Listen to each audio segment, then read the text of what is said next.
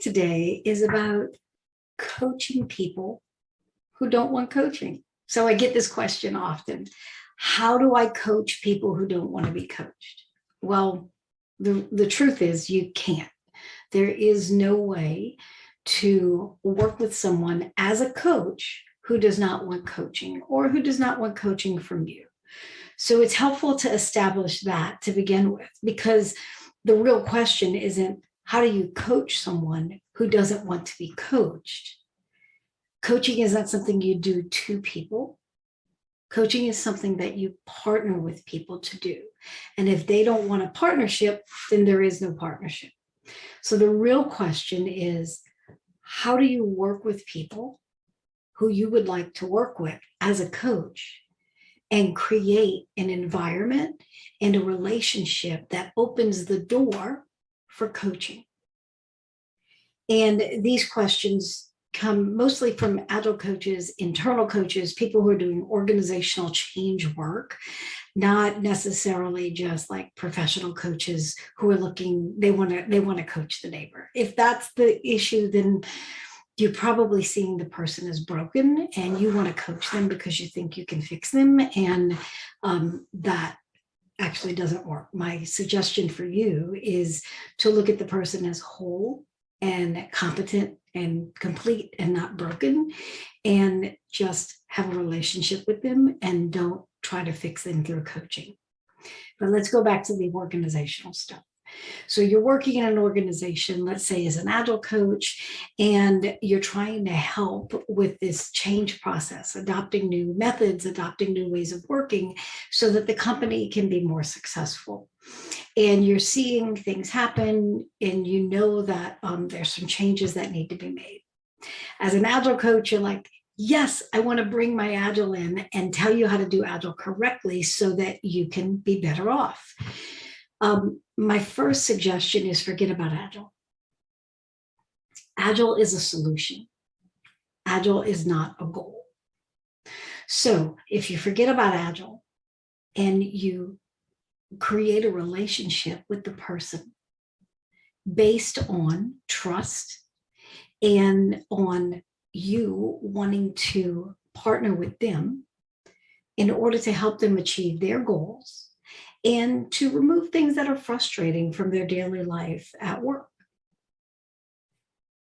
If you build that trusting relationship and you focus on their problems, not your agenda of it's got to be agile or agile has to look a certain way, you're going to get a lot further.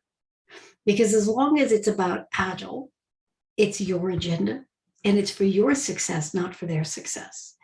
And they have no reason to partner with you so that you can be successful, especially if you're trying to tell them that they're broken and the things that they're doing are wrong and you have the right answer. Nobody wants a solution to a problem they haven't asked you to solve. So it's better to build a relationship with them, focus on what's happening for them and how you can partner with them. Agile might be the solution. You might have things in your agile toolkit that help to solve the things that they're frustrated with or the things that are in their way. And that's fine. Once they've revealed that problem to you and agreed that, yes, they'd like you to partner with them, make those suggestions. And if they don't accept those suggestions and they say that won't work here, don't try to force them to accept your suggestion. When I suggest agile things as a solution, instead of saying this is the way you do it, here's the book, follow the book. Instead, I will offer that, hey, here's this thing that agile offers that sounds like it might help or it might be helpful. How do you think it would work if we did something like that here? Because it's not about the book. Keep in mind, the book is a perfect scenario based on someone else's experience in someone else's domain, a different system. And so the system you have here isn't an exact match. It's not the same system that was in the book that you're reading and trying to say, this is how it's done. Everything has to fit within the system that it's in. Now, there are some common principles that work over and over because there's some common problems that work over and over. But keep in mind, it's the principle, not the process. So short feedback loops are a principle. The way you do those short feedback loops is a process. And for each individual client and each individual system, that process will look different because their system looks different. So don't try to apply a simple solution to a complex problem. Here's what I have to offer. Sounds like something like this might help. How do you think that might work here? Do you think that might work here? How could we adjust this to do an experiment to see if this could be part of the answer to your problem? If they don't want to try it, then they don't want to try it. Ask them what ideas they have and partner with them to do experiments with the ideas they have. Their ideas might work even if they're not your ideas. And if they do, great. And if they don't, well, then there's an opportunity to adjust. Maybe you adjust their idea, you try something different. Or maybe you try something else from your toolkit or even the original suggestion. You want to partner with them to do the experiments that are going to solve their problems. And the reason why you want them to lead is because that's where sustainable change comes in.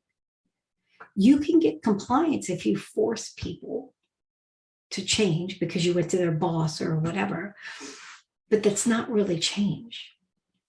It's compliance. And when you're gone, they're going to roll back. Or when a real problem comes up, they're going to go back to what they know.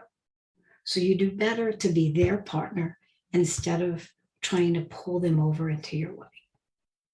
So I hope this was helpful information to you. See you next time.